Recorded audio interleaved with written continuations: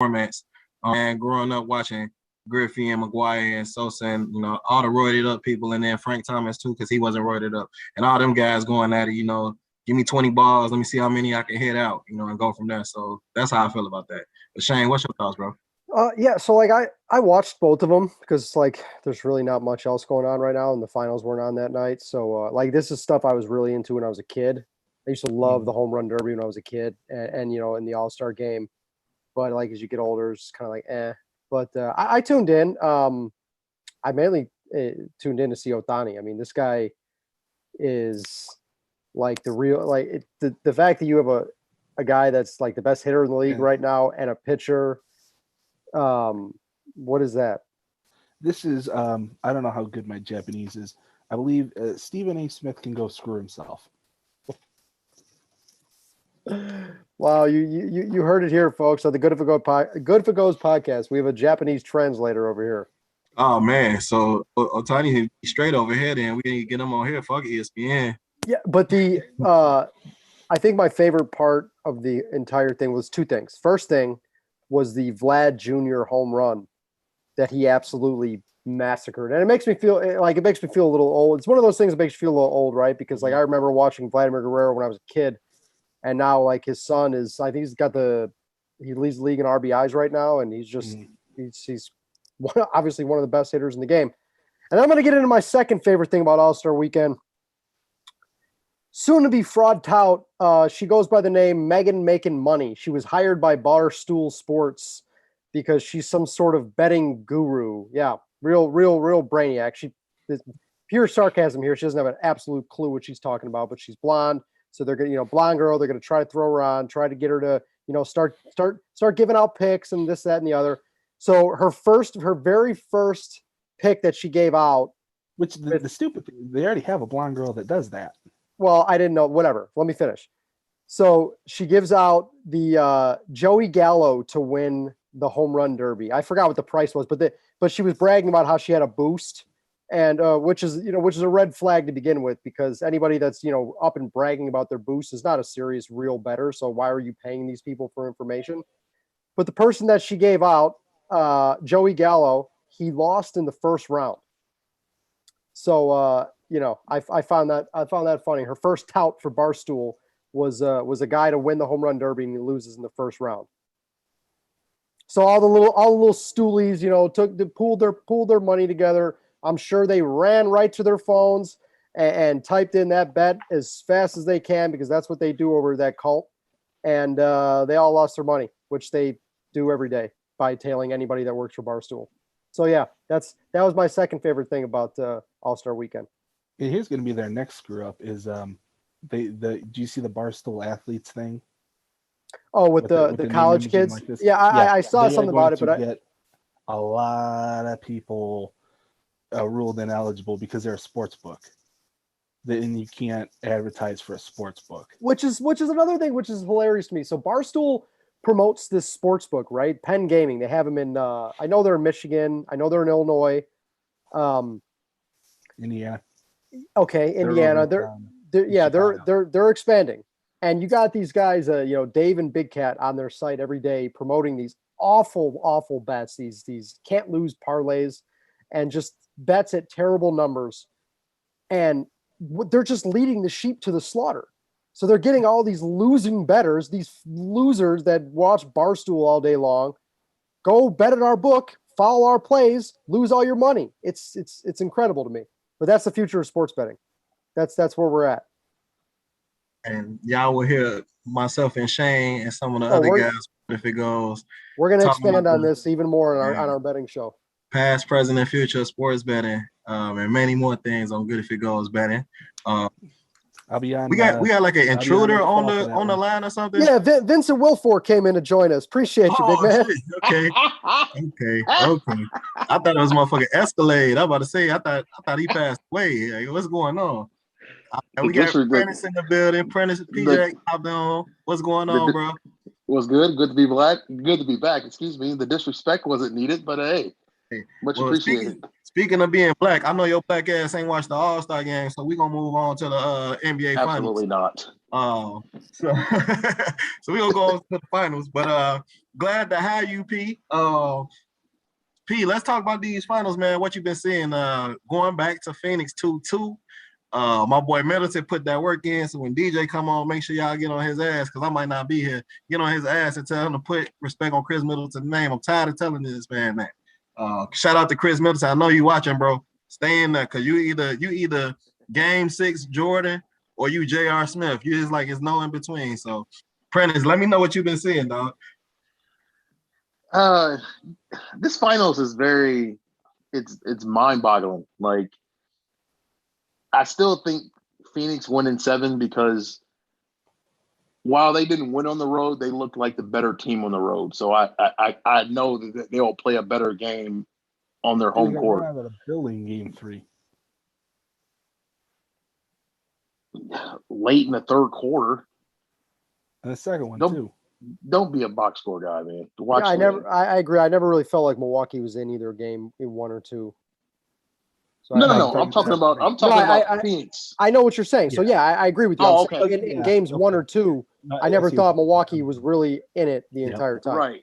No, they weren't. That's on me. Hand up. But that Chris Paul performance last night, my goodness. I mean, you got an opportunity. This is the chance that you've been waiting for. This is your one opportunity probably ever to secure a title, and the performance that he just, my goodness, man.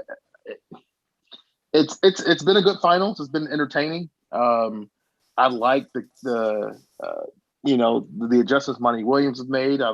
Even Budenholzer, they've got more pick and roll with Middleton and Giannis. They look offensively, they look a lot better than they had game 1, game 2. I still don't know who's going to win it. Any given night, Giannis could go crazy, Booker could go crazy, Chris Paul could go crazy, and it's Middleton. And it could swing either way. But ultimately, it's not a series until the road team steal a game, and we haven't had that yet. So, of course, Game 5 will be pivotal. But I wish there was more hype surrounding the finals because I still think there's some good basketball being played. It's just I don't know if teams or people just aren't intrigued with the Bucks or what it is. Maybe y'all got an answer for me. I mean, it's 2 small market teams. There's no real must-see star in this game, or in this series, rather. The first 3 games were not competitive. Yeah, I mean, I don't really know what to expect either. That's the thing. Like, a prediction's almost pointless. Nothing would really surprise me at this point. I personally, like, I got I'm riding the Bucks hat, but I had Milwaukee to win the East. And that was it as far as betting wise goes. I said I was going to sit this out. I haven't bet anything. I've just kind of been sitting back and watching. Personally, I'm just going to, at this point, root for a game 7. So whoever wins game 5, I hope the other team wins game 6. I want to see this thing go 7.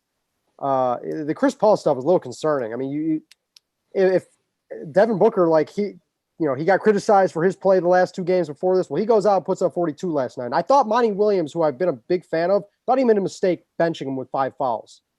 I thought he was too quick to put him on the bench. And it's like, man, you had a tie game. Like, Phoenix wins that game last night, it's a wrap. Like, they had a chance. I kept feeling like they were going to pull that game out in the end. And they didn't, and it's like, well, yeah, okay, they get 2 out of 3 at home now, but man, when Phoenix was up 2-0, I'm like, all right, Phoenix probably gonna get 1 in Milwaukee. They're still gonna be able to close this thing out. And now it's like, it's anybody's serious. I really don't have a strong feel. If you made me like pick, I guess I would do that thing I do where I default to who's got the best in a it's a little like, I think Phoenix right now is like minus 160 to win, which is they're getting priced like that because of the home court advantage. But like, if you made me pick it, I would lean towards the team that has the best player in the game, in the series, and that's Milwaukee. But what Chris Paul are we going to get? Like Prentice said, Last night he was horrible. Like he wasn't even bad. He was horrible. He was a complete liability. And I don't know. I'll say, gun to my head, I'll say Milwaukee wins by 2 in Game 7. I mean, I'm just guessing, honestly. I really am. In Phoenix, I think it's gonna be tough. But it just depends on, man, who's gonna be the next dude to step up on either team. Because Aiden didn't have a good game, and when Chris Paul doesn't have good games, Aiden's not gonna have good games. We saw that last night. So that's kind of where I'm at. Is like, okay, so last night, Booker and Middleton each went off. If Phoenix had gotten anything from Chris Paul, that, like you said, that probably increases DeAndre Ayton's productivity. I think they win. So I don't have a strong feel on it. I said Suns in 7 before the series starts, and I'm going to stick with that one. Just because I just don't think Phoenix will play another game like they did last night. Like Giannis shot more free throws than the Suns. The Suns had like 18 turnovers. I mean, Chris Paul had that all fatal turnover late in the fourth quarter. Like, my goodness, what are you doing? Yeah, Giannis is definitely getting some superstar calls at home, and you know what? That's the NBA. It's the way it works, right? No doubt. That's kind of where I'm at. Where I think Milwaukee played about as good as they could play last night, and Phoenix really didn't. Yeah, I mean, like I think we all kind of have that same feel. Like there's no history as to where you say, okay. I mean, you look at how resilient Milwaukee's been through this entire playoff run, right? Like that's something where I could kind of, you know, Phoenix pretty much had they weren't gifted the West, but they earned it, but they had a lot easier run than Milwaukee did. Like you beat the Lakers after you were down 2-1 when they lost AD. You know, you swept somewhat of an undermanned Nuggets team. And then you beat the Clippers in 6 hard games when they didn't have Kawhi Leonard. You know, so and Milwaukee did what now? Well, I mean, they still had to beat Kevin Durant in a Game 7 on the road. Mm-hmm. You know, so like I guess I have the slight lean towards Milwaukee.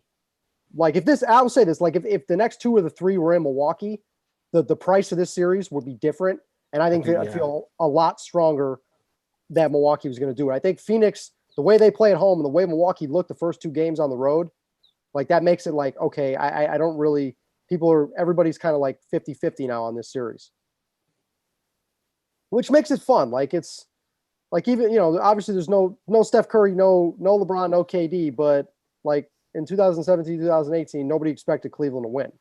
No, and it's like I found myself thinking after Game 3 that this series was punishment for all of us complaining about the same teams being in it all the time. Because, like, okay, at least we were getting some good games. Like the first 3 games, one team ran away with it.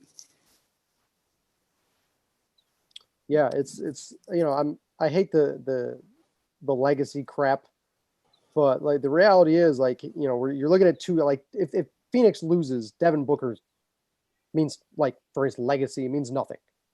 If you know, you got to look at it like Chris Paul and Giannis got to know, man, this is their best shot ever. And I don't know, I don't think it's going to get any better than this, especially for Giannis. Yeah. Because like the East is going to be a lot better next year too, with everybody coming back. And then like Chris Paul, like, you know, he's still playing at a high level, but who knows how much longer he's got left. But I mean, I think the Suns, would it really surprise anybody if they were back here next year? Yeah, it kind of would. It's just, you know, getting back is hard, man. No matter who you are. I'm not saying it's not hard, but like, would it be really that shocking? Like, it's not totally out of left field. In the West, it's going to be hard in the West.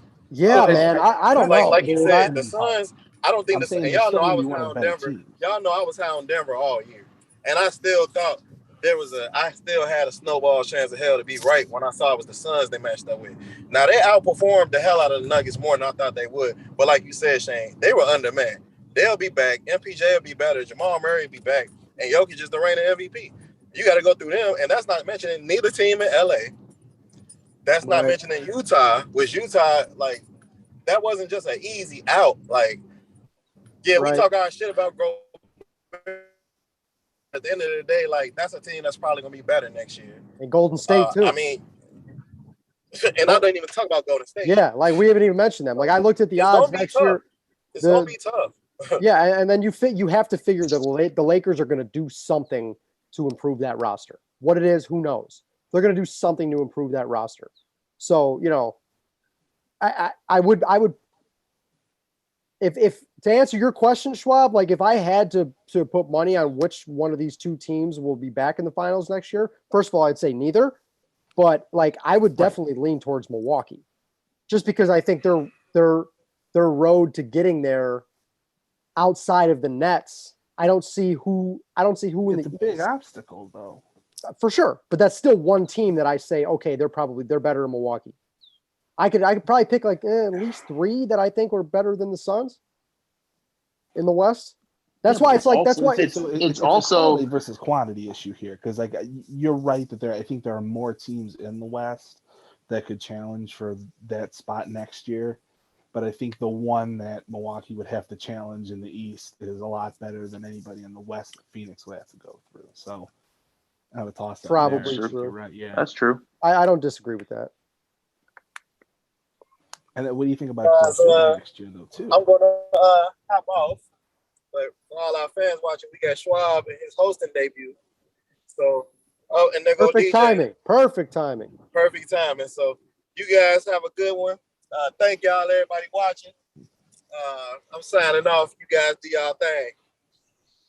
And welcome, DJ. Welcome, DJ, to the show. As I get off. Welcome, DJ. All right, y'all. What up, y'all? All right, so we pretty much just we all gave our takes on the finals, who we think's going to win, you know, just our overall feel. So jump in. First of all, what do you think of the finals, and how do you think it's going to end up playing out? So the finals been really interesting. The game's been compelling. We really haven't seen like no crazy blowouts. The pace of the game's been pretty good. Man, I really think at first I picked Suns in 6, but the way that it's looking, I don't know. I'm thinking Suns in 7 just because of that home court. I knew the Suns was gonna come out and play well yesterday. And they gave themselves a good chance to win at the end. But of course, you know, turning the ball over, block shots, et cetera, the Bucks was able to capitalize on a crowd. I'm in Phoenix right now, so I'm getting like the full like magnitude of like seeing like how crazy Phoenix is. Like even getting an Uber on game day, like it's like $40-$50 more, like because people they fans are real. And so I said Suns in 6 at first, but I'm gonna go Suns in 7. I think that home court, man, and plus guys like Chris Middleton and other guys play, you know, worse on the road historically, and then of course road players play better at home. And so I'm just thinking Suns in 7. So let's say for you know, just for argument's sake, if you know it's a 3-game series now, Phoenix got 2 at home. If it was the roles were reversed and Milwaukee had 2 out of 3 at home, would you think they pull it out? Yeah, because you just saw a great game from Devin Booker, and they lost. And so like I mean Chris Paul turning the ball over, he's been turning the ball over at a very high clip since they moved Drew Holiday on them. And they was talking about his turnovers in round 1 and round 2 compared to the previous 2 rounds to now. And like he already been past it. He passed it like last game. So that's something to be dealt with. And so yeah, if if the Bucks was, playing at home, yeah, I picked them. The Bucks only lost one time at home, and that was against the Hawks when the Hawks, blitzed them that first game.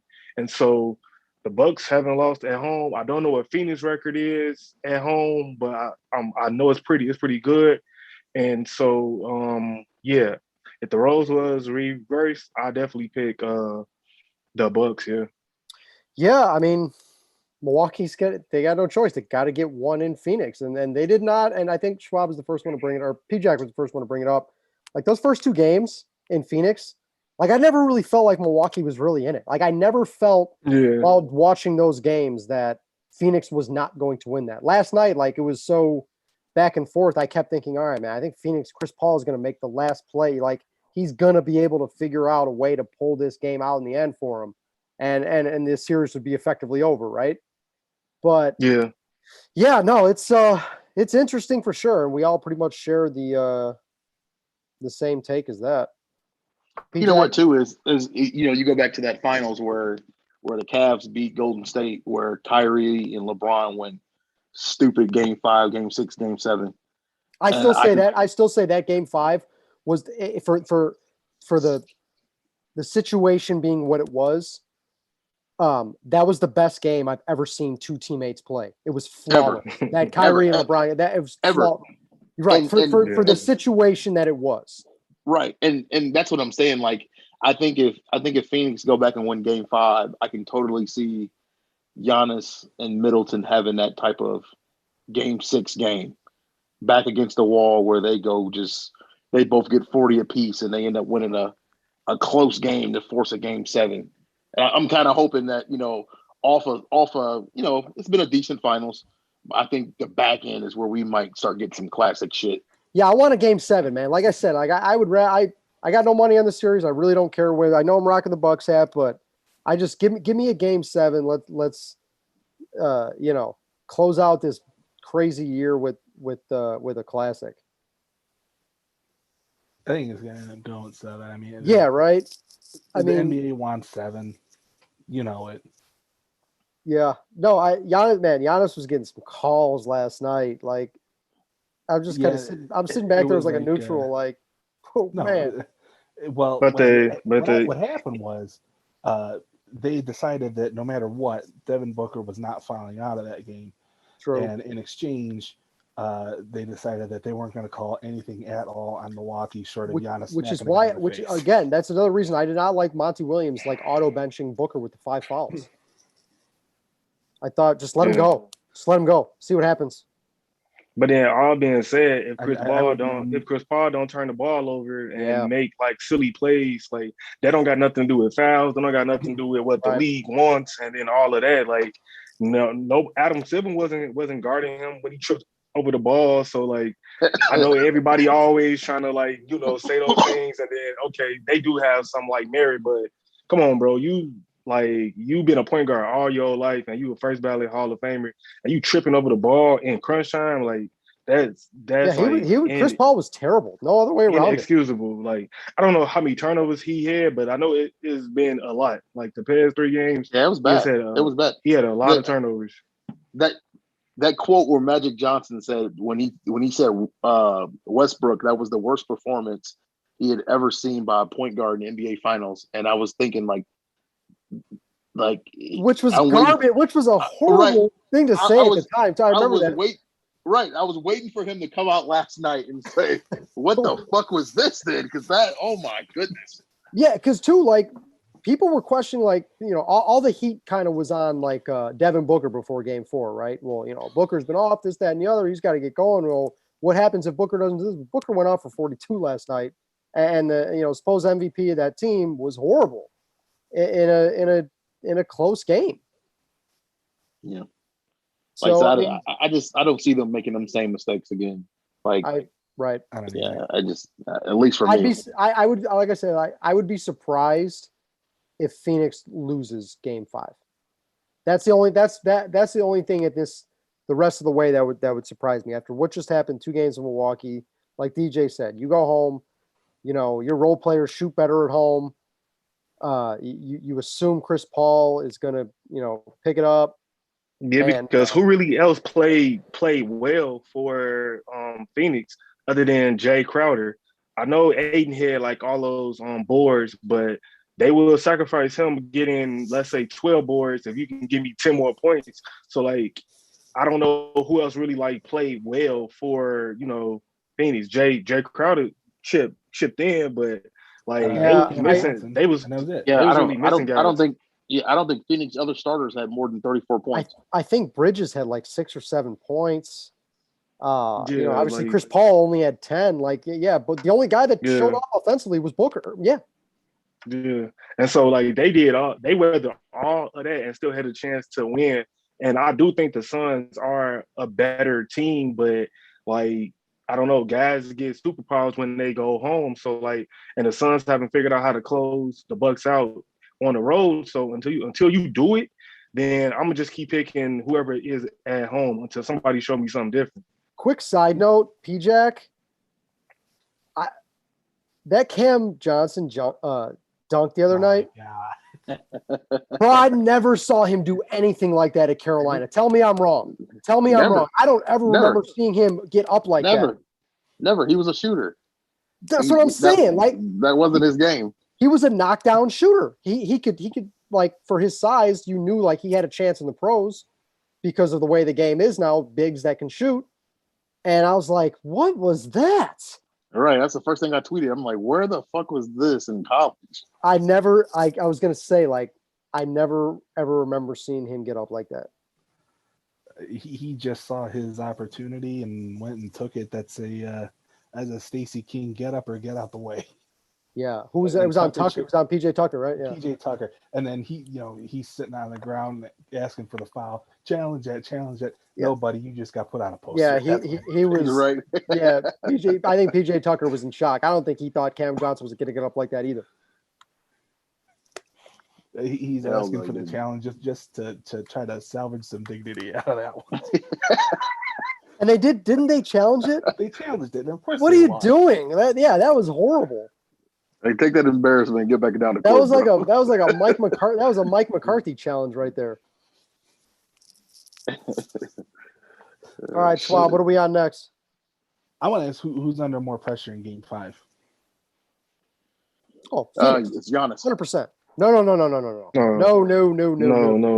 All the pressure's on Phoenix in Game 5. Phoenix. I always think the team that got to go back home for their following game is under pressure because if you don't win, it's back in Phoenix. Right? No, I'm talking about the team where Game 6 will be. Like I'm looking ahead. Like if Milwaukee come out and they win Game 6, they know like there's a lot of pressure for both teams. But if Milwaukee know they win Game 5, they're closing out Game 6. Okay, which is why it's more pressure on Phoenix because Milwaukee knows they lose this game. They got a Game 6 at home in their back pocket to get just like Cleveland 2016 to get back to Phoenix in a 1-game scenario. If Phoenix loses Saturday, shit, then you got to go back to Milwaukee and win, or else you're done. No. 100%. I see what you're saying. 100% the pressure's on. Milwaukee should just go out, play loose, see what happens. Right, you lose, you got that Game 6 in your pocket at home, which you'll probably win, and you'll get back for a Game 7.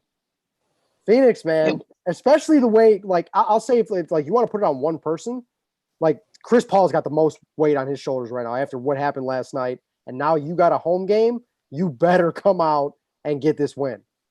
Right? Is Chris Paul hurt? Is that what I heard? Like, is it gonna be one of those things where like he just plays bad and then we realize like after this is over that he was playing with something we just never knew about? A torn ligament in the hand or something like yeah.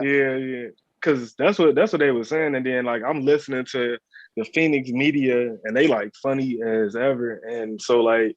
It was something like who got to step up for like Game 5 or whatever, and it was like 80% Chris Paul, but they didn't mention nothing about him being hurt or nothing. That was like more so the social media thing, but yeah, they was wondering why his handle wasn't as tight, and then I was like, man, I don't know, because the first 2 games he was going for Finals MVP, and then it's like, well, right. Now he hurt. So when did he get hurt? When he started getting D'd up or what? When he started like losing the ball or what? because I ain't never like seen him turn the ball over this much on a consistent basis. Like it'll be like, damn, Chris Paul turned the ball over. Like his ratio is really good. If Westbrook had a game like that, like you were saying, Prentice, if Westbrook had a game like that, where just wild turnovers and just the kind of OC and just like, okay, whatever, that's Russ, right? So that happens. Right. Chris That'd have buried him. Chris Paul, oh man, it's just I'm with you. It's like I'm really interested to see like him specifically how he comes out Saturday night. Well, like I said, I know everybody hates Budenholzer and they think he's a bad coach, and he may be a little bit, but I think he made adjustments. Chris Paul wasn't getting them pick and rolls where he at the top of the key with Lopez, making Lopez look stupid. He ain't got them shits the past 2 games. The Jeff Teague thing, though. I mean, Jesus, dude. This guy cannot see the floor. I realize he only comes in for like brief stretches, but come on.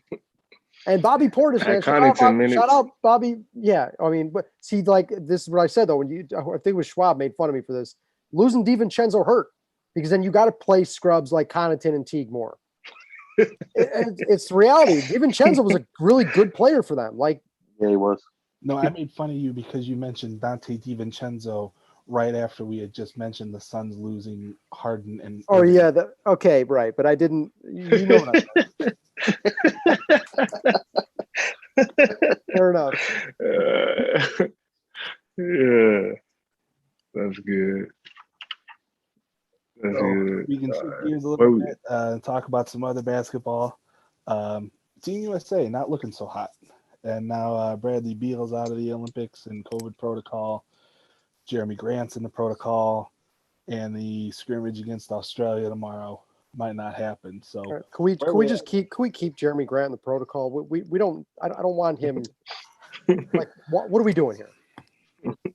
Who else gonna play? Like you got all the big men. You guys heard? They don't want to play, or like you got guys that don't want to play, and then you got guys that they saying it's not ready. Then you got all these injured guys. So I really don't know who else is there. I haven't even heard any names. I seen Christian Wood. Trae Young was crying on Twitter, but bro, like you don't need another little guy that gets blown past by Campazzo or something like that. International ball, right? Yeah. We don't. That's true, but I think that's true. But that's what the United States team missing. They don't have a playmaker. They don't have a guy that can get shots for other guys. That's the problem. They play too much iso ball. Well, but then you have to run plays, and then you gotta scheme up stuff, and then you gotta share the ball. And a lot of them guys not used to sharing it. Pop got a system where it don't matter who's there, the ball is going to get shared. And then they don't always have the best playmakers, but within a system, everybody is touching it and it's flowing. And so you got all these guys that's dribbling and all of that, they not passing it, or that they doing my turn, your turn, my turn, your turn, or they coming up the court and wait, who ain't got a shot yet? Oh yeah, let me get him going. But if they move the ball, nobody will be able to stay in front of them. And so and then all that flopping they used to doing, all that traveling they used to doing, all the stuff that they used to doing is not working. And then they still complaining, and then they're not getting back on defense. And then most of these guys are not good defenders anyways. So then now you got the perfect storm of, all right, these guys from these other countries been playing for years and years, and then y'all just got put together last week, and y'all trying to treat this like an all-star game, and then y'all effort is matching that too. And so y'all gonna lose to these teams that shouldn't have no business losing to. And we're supposed to have. I'm not gonna say have no business losing to, because they in trouble. No business. Because if this was Spain or somebody from 2020 or 2016, they beat the shit out of this team. They would beat the dog shit out of this team. We gotta relax just a little bit. It was it was embarrassing. Obviously, you lost to Nigeria. You were 31-point favorites or something. I mean, but it was, let's give it a little time. I think they're going to be fine. My concern is, so Booker and Middleton are supposed to play, correct? Yeah. And Drew Holiday. If that goes 7 games, which I think we all kind of expect it to, what do we expect? Okay, they gotta travel all the way to Tokyo, and then they gotta play pretty much right away. They're gonna have dead leg. They're gonna have dead legs from from the season anyway. And like, I mean, I'm concerned about that. Like we lost Beal too now, and he's done. So I mean, I think I don't know, supposed to be man. sending a jet for them. They're supposed to be sending a jet for them. Like as soon as the finals is over, they're supposed to be sending like the little private jet just for them 2 players, and then they're supposed And to go Holiday too, over right? there. Yeah, Holiday, and I think Holiday too? Lopez too.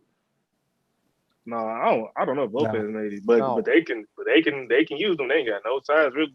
But yeah, like I mean, the plus side, if it does go 7, is they're already in Phoenix, so it's not as bad of a flight. True. But I still though, like their legs are going to be dead just from the playoffs and playing in the season. I heard Windhorst today on one of the updates after the Beal thing, and they were asking him, who are they going to try to get to replace Beal, and he said, and for some reason they didn't give the name, but he said one top player, he called him a top player, that was going to be a replacement, is out of the country. So they can't get to Vegas within 24 hours as to where they can get on the plane. It's somebody that has to be there that can get to Vegas within 24 hours. So I heard well, Trae Young clearly not it because he was crying on Twitter. And then I heard Paul George. I heard Christian Wood. I heard George said no. Yeah. He would have been good. Yeah, that would have been a good. That would have been probably like any that was realistic, probably as good of a replacement as you were going to get for Beal, right? Yeah, and then he shouldn't have even been a replacement. He should have made the team, but probably injuries and them going deep in the playoffs. He was on the 16 team, wasn't he? Yeah, remember when he had which year was the injury? When he had that that was his leg snapped? That was 15. Yeah, so he 15. Yeah, that's right. Yeah. 15 I think, yeah. Look, I still 15, think 16. I still think talent will win out.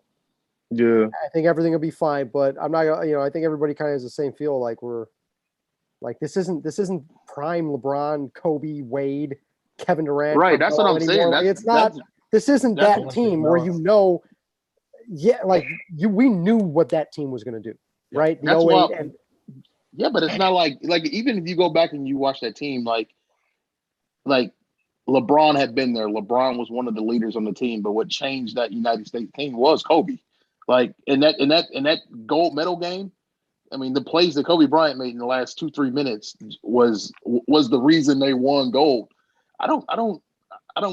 Kevin Durant's never been a leader. Kevin's he's not going to rah-rah and bring the team together and go out and say, let's go.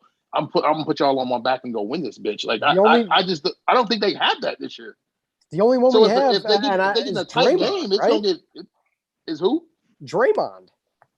But do you really need that? I think even in that game, I don't remember Kobe doing a whole bunch of talking. He just made plays within the last 2 minutes that set them apart. Even though that game shouldn't even really have been close, but when these guys be putting on these jerseys from their countries, they get these superpowers, and then they be playing out their mind because normally they would have just got ran through, and Spain gave them all that they wanted. But that last 2 minutes was Kobe making a whole bunch of smart basketball plays. But then the leading scorer on that team was Kevin Durant, if I was not mistaken, because he was just out there getting buckets because could nobody do nothing with him. And so I don't necessarily know that they need that. They just need somebody within that last time. All right, let me go make plays, because all that talking, all that rah-rah stuff is cool. But if you ain't doing nothing, if your mouth not matching the play, then it don't matter. Like Draymond Green, all right, when he wasn't out there playing with Steph, all that talking, all that leadership goes out the window because you out there missed a triple single. But if you got a good team around you, you're like, okay. And then he might take a charge, or he might get a steal, or he might get something. But you just need somebody to just be like, all right, I'm about to just handle this. Because if they play their best, I don't care what everybody's saying these other countries is catching up. No. If you give me the 5 best American players against the 5 best world players, it'll be a good game. But all these world players play for different countries. And so, but if you give me the 5 best Americans and then whoever is in the gold medal game, nobody is beating them. I could just imagine if you had Steph, KD, maybe Bron, AD, and Kawhi going against whoever in the world. Like, bro, ain't nobody touching them. Not for real. But then you got guys that just got, put together last week. And then when guys put on their jerseys for these countries, man, Patty Mills was out there like Iverson. Guys from Nigeria was shooting 60% from three. Like, and that's to crazy. and to your point, DJ, like I was watching, they got the replay up against the Argentina game right now, and it's like, okay, in this game right now, here was the five. You got KD, you got Lillard, Bradley Beal, who's gone, Draymond and Bam. Like Draymond and Bam in the same lineup, like Draymond needs to be the five. That's okay. I mean, we're gonna need Middleton and Booker. I mean, that's just a fact, right? Yeah. Because outside of KD and Lillard, like who do you know? Who is that guy? Who is that scorer? Zach LaVine can score if you're not tweaking, because he was part of the reason why he started that Argentina game, or one of the games. He got a lot of tick in there, and he was able to do a lot of good things. But they got guys that can score. The scoring is, I'm not worried about them scoring. It's everything else. It's playing defense. It's moving the ball. It's making correct basketball plays when they need to be made. Like, guys got to humble themselves and make good plays versus like doing the stuff that they normally do. They got Jason Tatum over there too, but then all these guys be crying to the refs and flopping and traveling and then doing all this stuff that they used to getting away with. That's more of a concern than scoring. Like, you would never worry about USA team like scoring. Like, who can stop KD doing anything? They ain't pulling up from 30. Then you got Jason Tatum, Zach LaVine. They got like 5 of the top 10 scorers in the league on a team now. So scoring not it. It's the intangible stuff that I'm like, bro, like, they got to move the ball. They got to play defense, stuff that they probably not used to doing. Because, like in the playoffs, we'll see for teams that don't be running plays, it's like ISO, clear out, and then it might be some backside motion.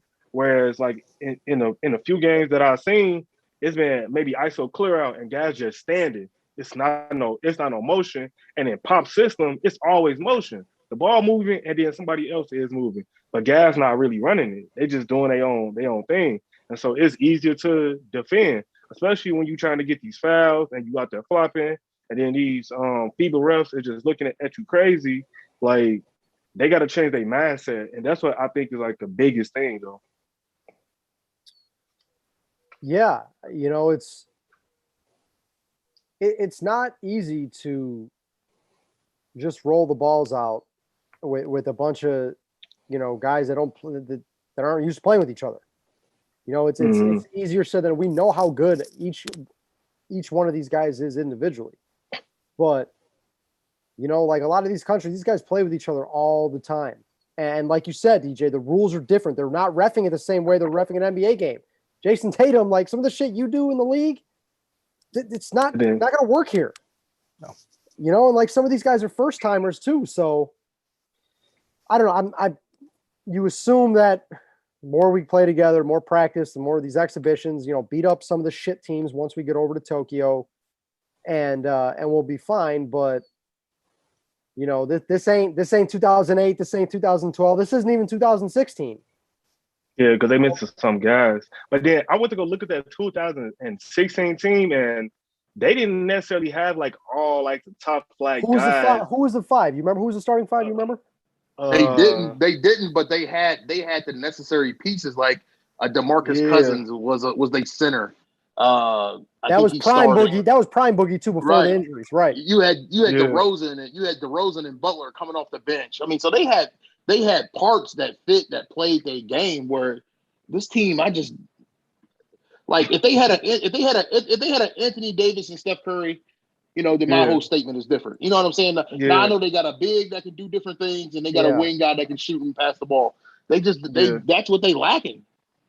Yeah, guys gonna have to like figure it out. These guys like they got point guards. They just not used to making all these plays for other people. And then like you said, their second tier guys is not really that. So like you going from like a Jimmy Butler and a DeRozan to like a Jeremy Grant and whoever else.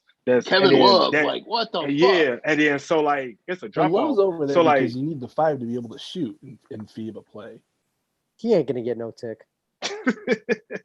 and then like they got to figure out what they're gonna do with Bam, and then like it could work, like the lineups and stuff, it could work, but these guys gotta do what they are in there to do. So if you got a lineup with like Draymond and Bam, we need y'all to defend. We can play like they're good enough to play 3-on-5 on offense and get a great shot because Bam could still do some things offensively, but you can't be out there for your defense and then Louis Scola is out there looking like prime Duncan or something, or 41 whatever. years old, dude. What the fuck, man? Like, Bam, you can't be out there for defense and then be getting cooked and then giving us nothing on offense. Same thing with you, Draymond. You can't be out there getting cooked and you got Patty Mills or somebody running like right past you on a hedge or whatever. Like, and so that's been the issue. Is that like, okay, you can have these guys that not necessarily primary scorers, but they got to do what they need to do. And if y'all want Draymond to handle the ball, then let him handle it. Then it don't like he has done that a lot, so let him handle it. That way, he's still involved, and then you still got your other 3 scores versus him being completely out the play. So you don't necessarily need KD or Dame to bring it up, but Draymond know how to get guys shots. He did it for Steph and Clay for many years, and for KD. So like, if y'all want to do that, then go ahead and do that. That way, Lillard, KD, and whoever else, Jason Tatum, they can go do whatever else to get themselves open. And so, like, yeah, they gotta like figure some stuff out. Because if they lose, I don't care what nobody say, that'd be embarrassing. With COVID, with everything else, with everything, like it still would be. Yeah, there's more than enough talent. They should still be able to. Yeah, this is the one. You know, this isn't a fucking chess tournament or something where the other countries are smarter than us. Come on, this is the one thing we still got on these other fucks. Come on, you know, I don't care about what other sport. You know, the running, the swimming. I don't care about that shit. This is basketball, man. This is the sport everybody we grew up playing, we grew up watching. Like this is the one. I like track, thing. man. Yeah, I respect it. I respect the track, but I don't need to see this. I get what you're saying.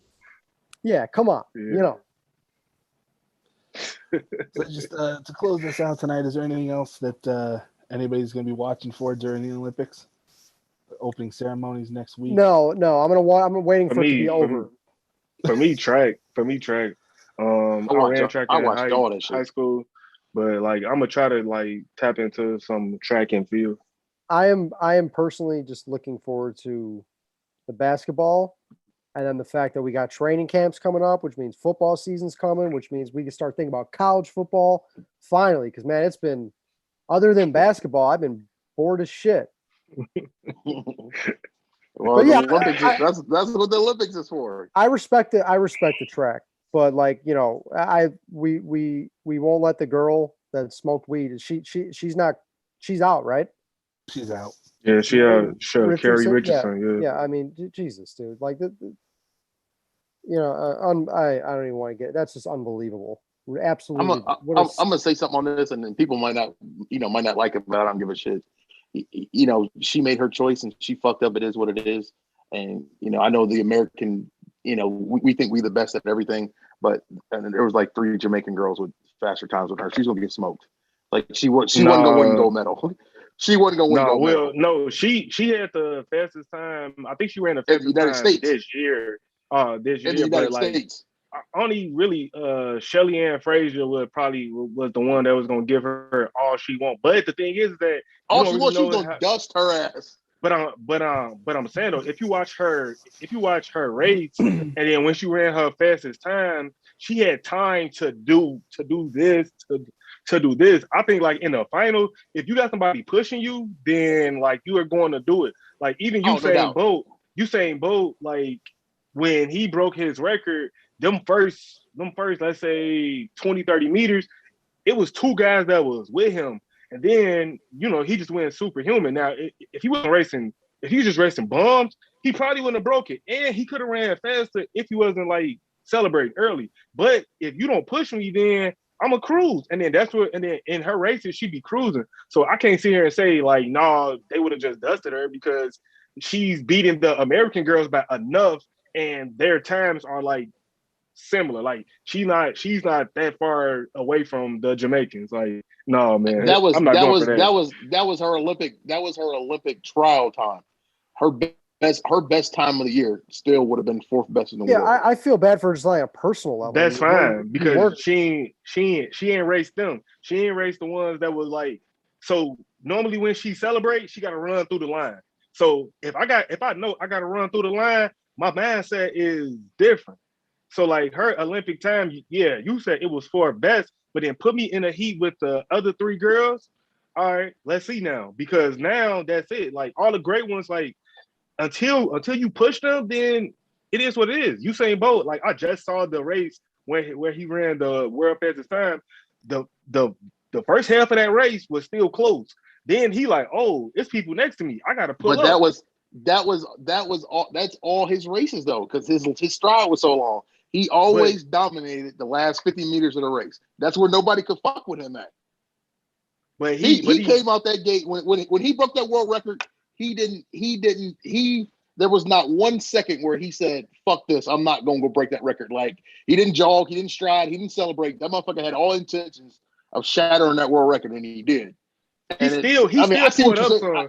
Yeah, but then even the 4x1 too, and the 4x1, they was like neck and neck. So I could imagine if USA was like trailing them, and then what he would have did, but they was neck and neck until, like you said, half of the race he like pulled up. I don't necessarily know if he would have ran, if they would have broke that record, if the USA was like trailing them. They was neck and neck in that last 100 meters, and then he like, okay, now it's time to go into a drive, because when you race, it's like if I don't see nobody, like what am I doing? Like I'm already here. Versus, all right, let me go. And then Usain Bolt celebrated a lot early. That's why he never ran that fast time, because he really celebrated a lot of times early. Right. It's hard to go off the trials, right? Because until the actual competition starts and you're going against other people, then you don't. Right. It's an actual competition then. Yeah. And then I think that she would have did.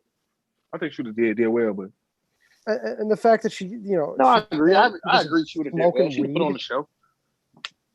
Yeah, I mean, the whole week, that shit sucks. Yeah, and it's like the world ain't really caught up with everything that's going on, because they got silly stuff where like they banning like certain shower caps for some of the black swimmers, because they're saying that they don't need a certain length. It's going to create a certain advantage or something. But these shower caps was created for naturally hair black women, and specifically the ones that's going to be in the pools. So like the Olympic, I don't know, the Olympic Committee rules or whatever, is really behind on a lot of different things, because like it's certain little things that's like dumb. And then like if you miss a test and then you tell them, well, I can't, and then you got to reveal certain things. Like they don't protect the athletes, they don't protect the women. Like one girl missed a test because she was scheduling an abortion, and then they banned her. Like she was already gone. Like I can't go to the test. I'm going to go get this private procedure. And then they was like, all right, cool, you missed the test. All right, we're gonna get up with you. Like, and so like they don't really care about what you doing, what you're going through. They got these strict set of rules, laws, whatever. And if you're not abiding by it, it don't really matter. Right. Like I understand, like if you're looking for doping, right? If you're looking for steroids and stuff like that in these kind of competitions, fine. I'm all for that. But we're talking about smoking weed, and you can't, like in our country where it's pretty much legal in more states than not now, I believe, right? Or is that wrong? Anyway, it's medicinally, I think so. Right. So I mean, Jesus, it's ridiculous. But no, I mean the Olympics comes around once every 4, and well, in this case 5 years from the COVID year. So I'm sure I'll be tuning in. Like it's all about, for me though, it's all about basketball. Yeah, I definitely watch more of the winter games than the summer ones. Definitely be tuning in for. The hell are you watching in the winter? The fucking bobsleds? No, hockey, curling, snowboarding, skiing. Oh, Jesus Christ, dude, that's horrible. Like isn't that like the same time football's going on too? So you're actually watching that shit? No, it's right after football ends, so I need something to watch. When is it usually? Like February? It's like right? yeah.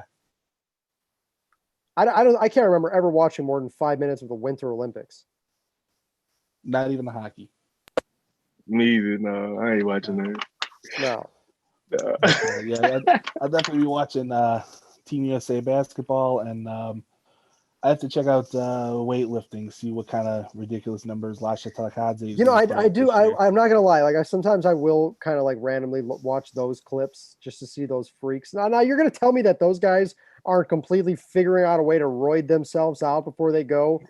But God forbid, Shikari, she's smoking a little weed. Come on, there's no way those guys are clean. No fucking way. Ugh. Oh man. Are they clean? You watch that shit. You know more about it than I do. You think they're clean? I don't know how tough. I mean, it's Olympic testing, so it's pretty tough. So Pretty tough, right? I Yeah. mean, what you can I don't know what the testing protocol is like. I mean, I would assume that at the very least they would have to be like pretty clean leading up to major events. I don't know what kind of testing they're subject to in their off season, as it were, to where they might be able to roid up a little bit in training. And I do. I like when they show like all like the world leaders like that show up. Is like Putin and Kim Jong-un gonna show up? I have no Compare- idea. Oh man. See who's got the bigger nukes, ready to take us out. Oh man, could you imagine if it was Listen, last year? Kim If it Jong- was Trump? he is all hat and no cattle. Yeah, no. I mean, so when does it start? When's the first? When's the opening? Whatever the The blowtorch opening bullshit that ceremonies, they I do. want to say are like a week from. It's usually on a Friday, Today? isn't it? Well, that's the thing. It's Friday in Japan, so it might be like really early Oh Friday. fuck! What here. time are the basketball games going to be? I forgot about that time They'll difference. be Shit. they're like in the mornings. So 2 it's not like, 2 a.m. 2 2 a.m. Shane. See, that's 2 why I a.m. like the prime one. I time like the. game. I like the one in Brazil. I like the one in Brazil because they're only like 2 hours ahead of us. So all those games were at like normal times. London was What's good for Japan? that too. So basketball games are going to be like 2 in the morning. No, Hold I said on. it's not going to be like 2 in the morning. I mean, it's going to be. I in was the just morning, joking. but it's like I want to say it was like 6 or 7 our time. Hold on, So right we're now gonna in start- Japan yeah. it's Yeah. wait. Right now in Japan it's 10 o'clock a.m. And yeah, So are these? Yeah. So they'll all be night games in Japan, right? Yeah. yeah. So, it's I like don't- 14 I don't- hours difference. What the fuck? You know, I don't mind it too I much. It's forgot all all tape about delay anyway. It's all fucking tape delay. Like you like it's no different from the what was it? 16 where we knew the results before we actually got to see the shit on TV. Oh yeah. Yeah, that was horrible. So I mean it But, sucks when you hear Usain Bolt run a 19 200 meter and then you didn't get to, and then you got to watch the shit 3 hours later. So Yeah. I mean, I do have a lot of hopefully respect. we're not making that mistake. I have a lot of respect for the athletes that actually make it into these things because like you have some of these like NFL guys that try out for the track and stuff like that, and we look at them as athletic freaks, right? That are just that can do everything, and they would get killed by these guys. I think was it Jeff Demps was the guy that actually kind of made it somewhat far in that. yeah, he did get pretty far. He actually made it to the Olympics. And then Marquise Goodwin keep trying to make it. What about Tyreek Hill? Could he ever like hang? Could he post some numbers that are like? It's Who was it? It's Who was it's tough. I think he can get a good start, but I don't know. Like I think like as the race go on, like I think they'll like cook him. Right. Who was that from the NFL that ran this year? Was it Metcalf? Wasn't it? Metcalf. Yeah, Yeah. it was Metcalf. Yep, Yeah. yep, DK. Yeah. Yeah, and he Yeah. might have had one of the greatest football plays I've ever seen last year when he stopped that pick six from happening in Arizona. When Mhm. he chased the guy down for that tackle. That was one of the greatest plays I've ever seen. Yeah. And then Metcalf big as hell too. So for him to even like like run the time that he that's did insane. at that size, like it's crazy. Like nobody that big runs that time. Like not in real life, because most track guys are like really thin. We saw him doing that one-footed box jump with the medicine ball. Yeah. That was ridiculous. Yeah, bro, that was crazy. Yeah, P-Jack, was you and the offensive lineman doing that back in the day, huh? Tristan Man, Wirfs posted a I video. refuse to do similar. box jumps. That Tristan Wirfs video was wild. Did you see that? Yeah, for sure. I'm like, man, how? Right. I'm like, how, bro? He big as hell, 320 pounds. Just all right. Let me just get up here. Like how? All right. Before we sign off, does anybody got any it's July 15th? We got training camp starting like a week and a half. Does anybody have any football takes? Anything you're looking for to start training camp? I'm sure the Bears fans are looking. It's all good. Your training camp's going to be on one thing and one thing only: Justin Fields, right? How does he look? Because you actually get a real camp this year too. Like, and you get sort of. games. You What's get going more. to happen here is it's 1,000 fans a day, and you got to put in. It's a lottery request for tickets. So I mean, it's total of 14,000 fans. So good luck with that. I put in for tickets. We'll see what happens because it's at Hallis Hall now, which. I mean, I'm not gonna lie. I'm gonna miss the trips to Bourbonnais because it was always it's an easy enough drive. I-57 in the morning is it's wide open. You can go 80, 90 miles an hour there, and Yeah, I've until you heard hit that. the inevitable sure. traffic around Bourbonnais. The irony of all of it was they finally finished the exit to cut down on the commute to camp from the expressway. All right, I don't need a Google Maps rendition of how you got there. Okay, that's cool. We're talking about Justin Field. Is there any? No, this has got to be for Bears fans. This has got to be the most excited you've been for a training camp, football season to get going. And even if he doesn't see the field in the first half of the year, it doesn't matter. Absolutely.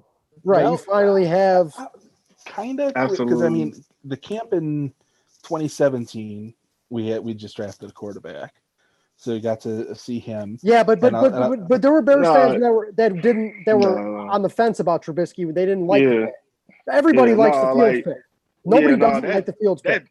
That 2017 camp was not as exciting as us with Justin Fields. I've never seen nothing like this. The only other time that a camp has been this exciting was the year after they had got it was Cutler, Brandon Marshall, Alshon Jeffrey, Martellus Bennett, Matt Forte that year. We thought okay, this is gonna be it. Now that was the whole offense. We thought that all right, man, just can't wait to see these guys get together.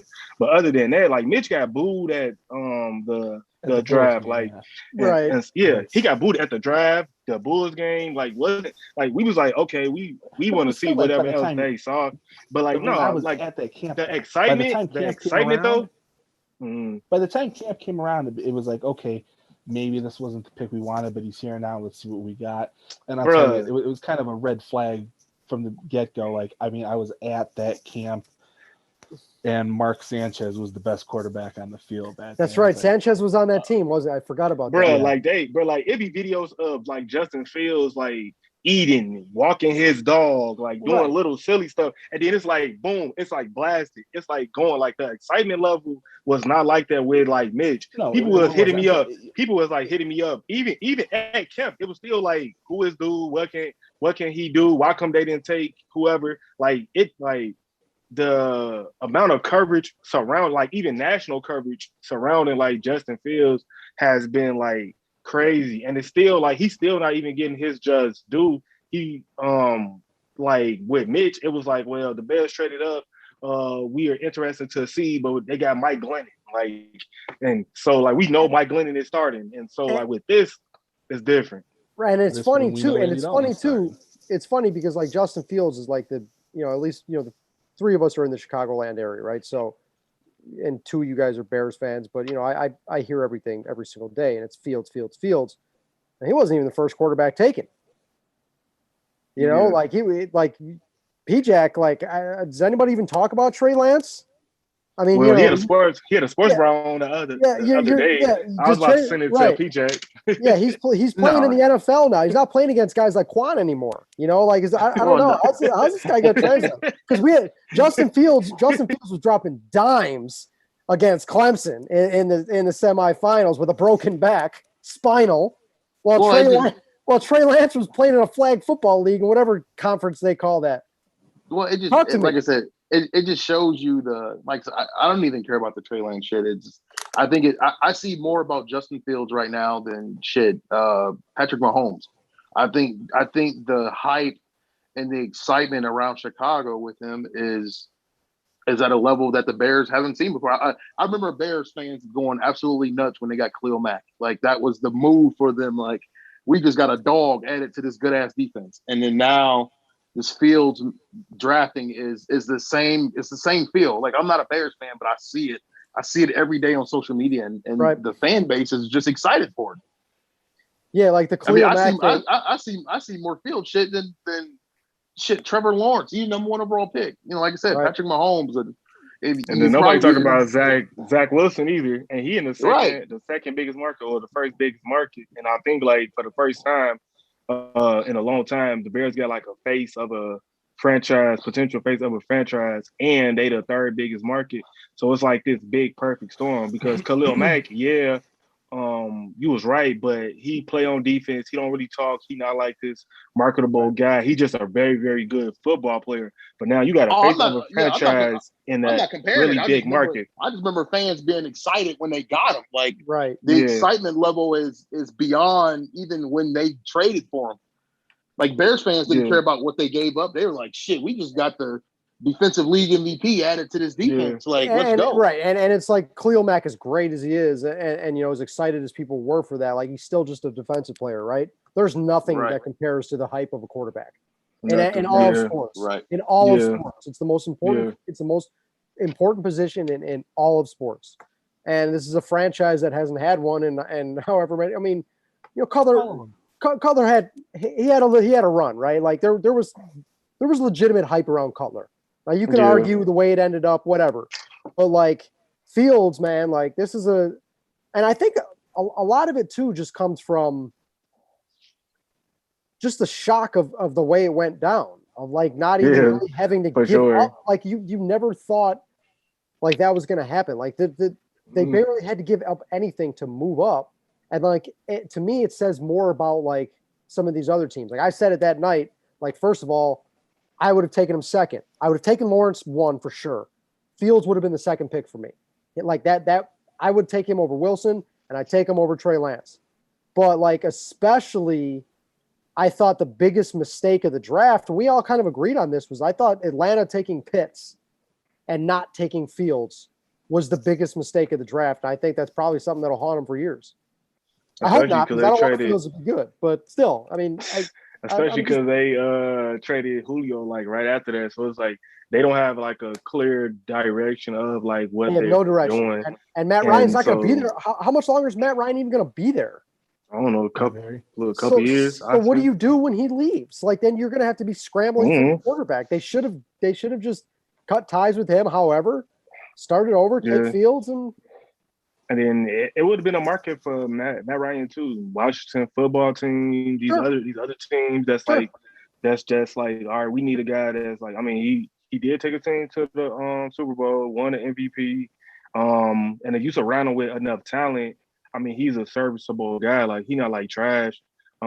He just be turning the ball over at the wrong time, whatever. But like, yeah, it definitely would have been a market for him. Like people, they got rid of that Jared Goff deal. Like that's crazy. So like, I know they could have got rid of Matt Ryan, and somebody would have took him. Like it's not like all these teams got like these great quarterbacks, and it's like, and then you know guys be getting hurt and it be happening, like stuff be happening, and midway through the season we gonna look up and it's gonna be somebody starting, and you could be like, what?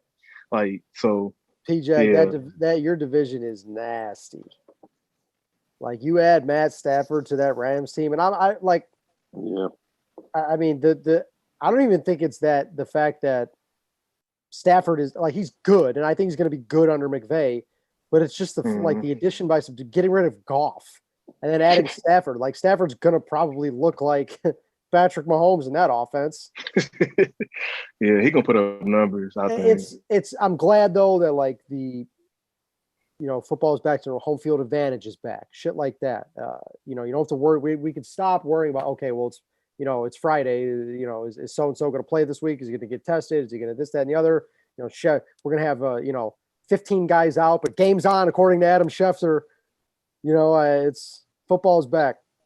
I don't know, bro. Hopefully we get through the summer and it's okay. But I just read LA County went back to mask indoors, and other cities are like thinking about doing it. But what's crazy is that I'm in Arizona right now, and that they just told me like in 2 weeks they going to no mask. But also Arizona was a state that was wilding at first, and then like they was like not really caring that about what was going on. So people here, like the locals here, was just like, well, like it's not that big of a deal. It's blah blah blah. But I was like, y'all got crazy numbers. Them like Nevada, like places like that had like really crazy numbers. So hopefully we make it through the summer and it's not like this Delta variant don't like do a whole bunch of crazy stuff and then we don't get back to what we had last year, just for like the safety of like everybody, really.